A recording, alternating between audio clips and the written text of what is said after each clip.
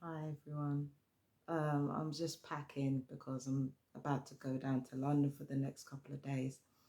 My mum's currently in hospital.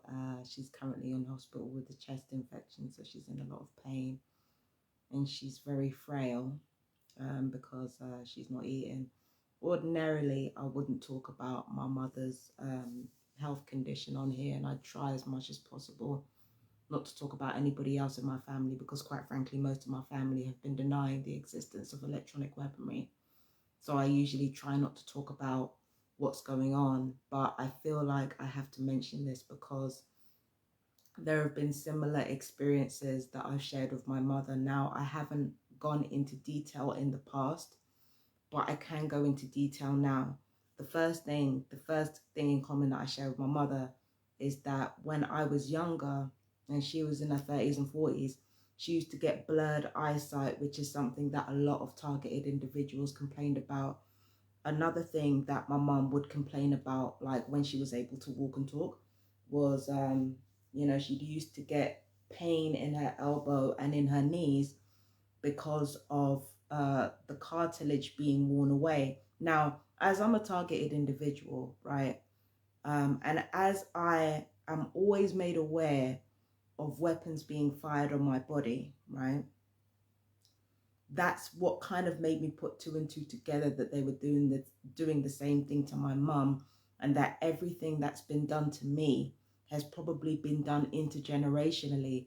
But because I was so distracted by the psychological aspects of the harassment, with the smear campaigns, with the constant bullying, the constant gaslighting, people breaking into your house and doing shit, because I was, basically taken in by all the psychological stuff, I missed this, and fucking, all the physical stuff kind of went by me, and it kind of, I didn't forget, but it was like in the back of my mind, I think I was focusing on the psychological stuff because I wanted to take my mind away from the sheer weight of knowing that my relatives were being murdered in the same way I was. And it's a horrible thing to say, but it's a selfish thing that I wanted to kind of focus on the neighborhood harassment and focus on everything that was going on there, to detract from the fact that I was actually being murdered with electronic weapons anyway, in the same way that most of my family are being. I've got to be honest, that's what I think is happening. And now, this morning, when I'm trying to travel and I'm trying to leave, I'm getting emotionally hit in my chest. Not like in my heart area, but like dead in the middle of my chest. So obviously there's been this desire to not only stop me singing, because if your chest is affected, then your respiratory system is affected, no? So there's that. And then there's also wanting to cause chest pain so that I wouldn't be able to travel today, or at least if I was going to travel, that I would kick off in some way. Now, again, everything that I'm saying, from the joint pain yesterday to the chest pain now, everything, not only am I absolutely convinced that I went through this at an early age, because I've had similar pains to this when I was young, right? Not only am I absolutely convinced that I went through this at an early age, but I'm convinced that my mum is being subjected to this also. And what I notice about gang stalking is, I don't want to make this entirely about me. Like I said before, this is why I don't talk about my family's health on here, because I don't want to make this about me, because I'm not the only target, right? But I personally feel like every single time I'm dealing with the abuse a little bit too well, something happens to somebody close to me. That's usually what happens. If I'm dealing with my situation a little bit too well, or the other people in my family are dealing with being gang stalked, because a lot of them don't know they're being gang stalked. If they deal with being gang stalked a little bit too well, then something happens to somebody in the family in order to destabilize us psychologically. So the electronic weapons fulfill a multitude of purposes. It's not just to kill us slowly. It's not just to moderate our behavior, it's well, no, actually, no, it's to it is to traffic us. I can't lie, but it is also to modify our behavior, because think about it, right? Let me give you an example. When I used to sing high notes, I used to get attacked in the thyroid and in the vocal cords, right? So that was to clip my range and to stop me singing high notes, right? That's behavior modification. And if I'm getting chest pains because weapons have obviously been fired on me, if I'm getting chest pains whilst I'm cleaning up my flat, because honestly, I'm only cleaning up my flat for myself. I'm not really doing it for any big reason. If I'm getting chest pains cleaning up my flat, or getting ready to leave, or getting ready to travel, then the timing of which those electronic weapons are being fired on me, it's indicative of what the stalkers are trying to accomplish. Do you understand what I'm saying?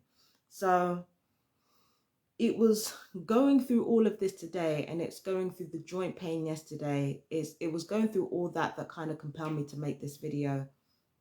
The electronic weapons do exist. I was made aware of a new variation of electronic weaponry yesterday, because a lot of things are happening right now. So I'm not making any sense. I'm not being clear. So a lot of things are happening right now. First off, I got a call from Barry Trower a couple of days ago. I don't know if I'm still going to be able to talk to him, but he said that his schedule has moved up because he's gotten through people a lot more quickly than he anticipated. He's got people from Ecuador visiting him. Hang on, I wrote down the names. There's this one woman called Amy Holem from New York, and she's a military specialist. I think she used to work for the FBI or the CIA over there. She's from New York. I think she's coming over to see him, and I think it's another woman called Melanie Vishan from Ecuador. Ecuador is specifically works with torture, and specifically takes testimonies from torture victims on behalf of the UN. So she's visiting Barry, and Amy Holem is supposed to be visiting Barry as well, although nothing's been confirmed yet. So that's what he told me. Barry told me that he's got people from the UN visiting him, and so after he's seen them, he might be able to see me and another person from Brighton. So that's the first thing that happened. So that happened. I didn't expect that. I didn't expect it to happen that quickly. I thought I had more time to prepare my research, but needs must. And I still don't have a fixed date, so I might still have time to prepare. So that's the first thing that's happened. For those who don't know who Barry Trower is an ex-MI5 agent who specifically works with targeted individuals, and who specifically talks about non-ionized radiation and its uses in basically slow kill torture. He talks about deadly frequencies, the most deadly frequencies in the world being used with technology. He talks about that. He talks about the electronic weaponry as well. So, he was there at the kind of early stages of it. He was there at the early stages of these weapons being used. So that's part of the reason why I actually wanted to talk to him. And I've been talking to him for like a few months now, on and off. So yeah, that's who I'm supposed to be seeing and who I'm supposed to be asking questions. I was going to do an interview with him, but I was also going to get some additional information from him with regards to how radiation can actually affect mental health. But what I might ask him as well is how mental health affects the blood itself. My mother has sickle cell anemia. Already, her her blood cells are sickle shaped. Not all of them, otherwise she would have been dead by now. But some of her blood cells are sickle shaped, hence the name sickle cell anemia, because some of her cells are sickle shaped. It's not entirely clear to me why they're sickle shaped, but I do know it's genetic, and I do know that when the blood cells are sickle shaped rather than round shaped and flexible, there's not enough oxygen getting to the blood. So when a sickle cell person is not properly hydrated and not warm, it can lead to a deterioration of the body. And what my mum found was that medications lead to a deterioration of the body as well. Little does she know that she was also being attacked with electronic weapons at the time as well. So I would ask Barry about how radiation affects the blood too, because if it can affect your respiratory system, and it can, if radiation poisoning and non-ionized radiation can affect your respiratory system, and it can affect your skin, or it can affect your immune system, there's no way it's not affecting your blood. So I feel like it's worth asking him, even though we're kind of aware that, these frequencies dehydrate the blood, it's worth asking Barry exactly how they affect the blood as well. So on top of affecting the brain, because it's affected my mental health as well, I also want to ask how it's affected the blood. And knowing that it might actually go some way towards helping my mum, and, and kind of making the distinction between a sickle cell crisis and her being attacked with these electronic weapons, which I believe she is. Now, I don't know what my mum's state of mind is right now. She doesn't seem to be entirely with it. She knows that I'm there. She's aware that, Fabienne is Fabienne. She knows who I am. But I feel like if she was cognitive enough, she probably would have wanted me to wait until I knew the full facts for sure before I started talking about her health. But I'm sorry, the similarities between me and her are very, very evident. And it all points to her being a targeted individual as well as me. And then I have to consider, I've got people in my family, or people who have been attached to my family, who are attached to the military. Maybe not in terms of infantry, but I've got people in my family who are like connected to like Lockheed subsidiaries. So all of this, I've got to think of all of this with regards to how I'm being targeted and my mum's being targeted. I've got to think of all this. Now, as for my neighbors, they're doing their usual shit. If they can't get to me through racial slurs, they try to get to me through loud noises. Again, I don't care about them. So it's just a day in a life. They're going to keep doing desperate shit. They're going to keep doing desperate shit. But what else are they going to do? They found out that I was right, and that everything that they're doing is basically contributing to slow kill torture, not only of me, but millions of people around the country. Like, they know that. And then they also know that what they're doing is facilitating defense companies and private security companies to be able to target people and get away with it. They know all that now. So what else are they going to do? What else are they going to do but use racial slurs? What else are they going to do but try to, wake me up with loud noises and shit? Like, what else are they going to do? What the fuck else are they going to do? What is anybody who has been harassing me over the last few decades, what are any of these fucking people going to do? Come after me? But considering the dirt that they've contributed to, what are they going to do? Come on now. Come on now. Got way too much dirt, way too much blood on their fucking hands. What are they going to do? On some real shit. What are they going to do? What else are they going to do other than the same shit that they've been doing out of desperation? So yeah, I'm going to pin this. And before I go, I want to talk about something that I was talking about with another TI. Now, I'm going to do more research on this, and I don't know if this is true or not. I did know before I started talking to them that MI5 had been watching Windrush, anybody who wasn't white and British, basically, even if those people were from the Commonwealth, they were spied on by MI5 and they were put on watch lists by MI5. So that's the first thing that I know. But yesterday, this person basically told me that diseases like cancer were basically unheard of when Caribbean people were within their own islands. And it's only when they come here that Black people started dying of cancer or started getting cancer. Now, I think this might be too simplistic because you can get diseases from anywhere.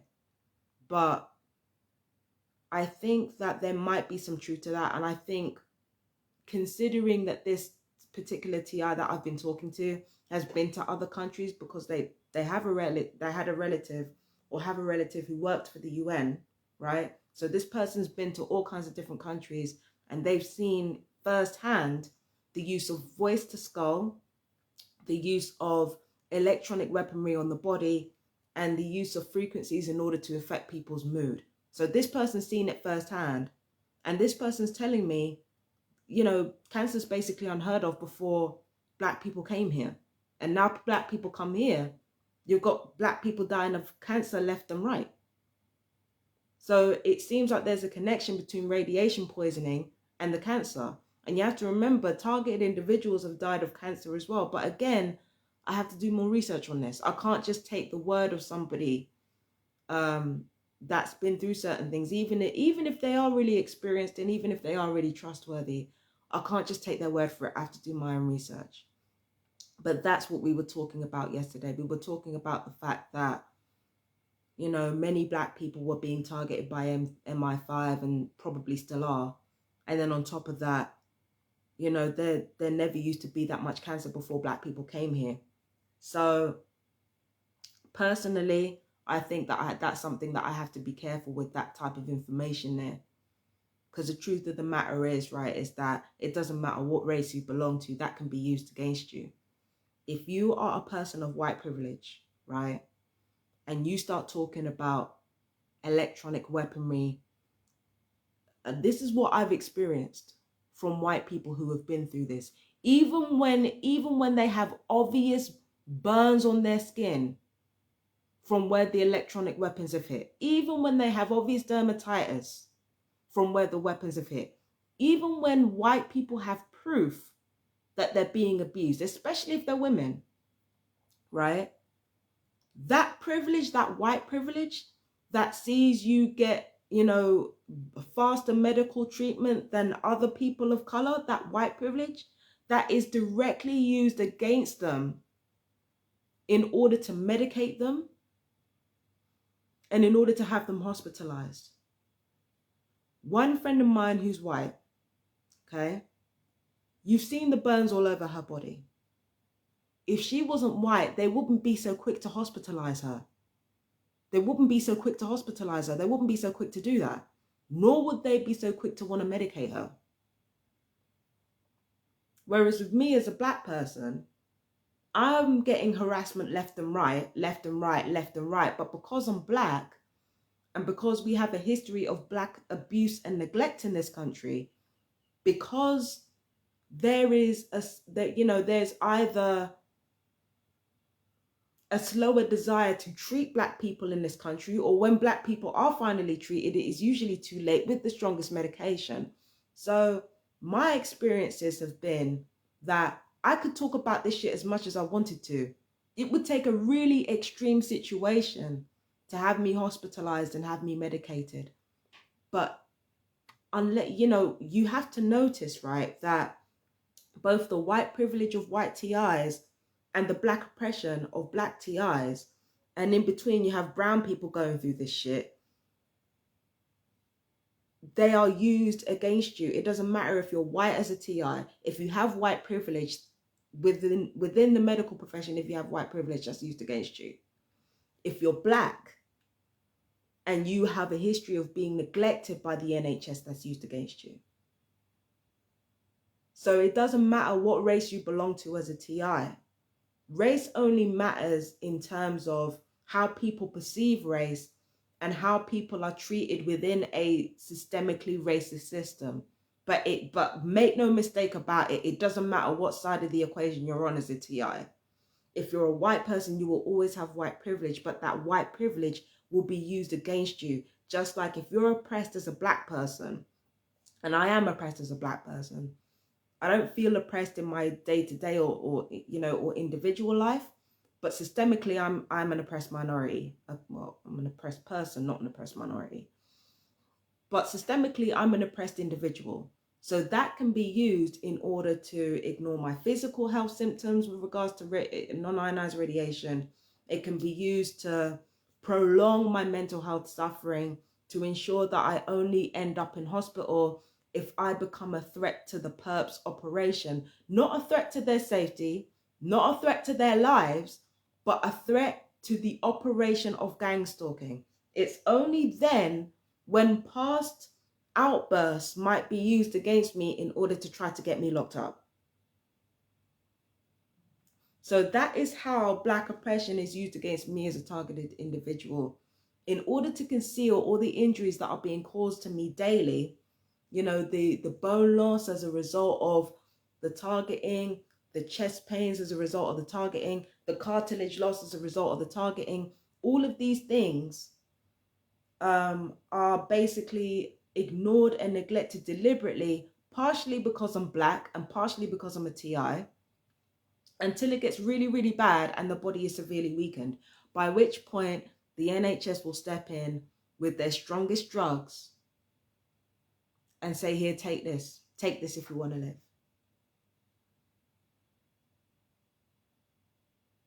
So it's a strange thing. Race is definitely used with gang stalking, and anybody who denies that is either naive or racist themselves. But race is definitely used with regards to the targeted individual experience. It's just that with white people, their experiences are weaponized against them. And with Black people, our experiences are weaponized against us all the fucking time. All the time. It's like it doesn't matter what position you're in. If you're a targeted individual, they find a way to weaponize that against you in order to bring you down. So, anyway, what else have I got to say? I don't know if I made much sense. I mean, I'm going to be traveling to London for the next couple of days, so I'm not going to be doing any readings. I don't think I need to do readings, honestly, at this point. I mean, I love them, don't get me wrong. I really love doing readings, and there's so many things that I love to do. I love to sing and I love to do readings. And you can tell because the gang stalkers continuously try to take that away from me.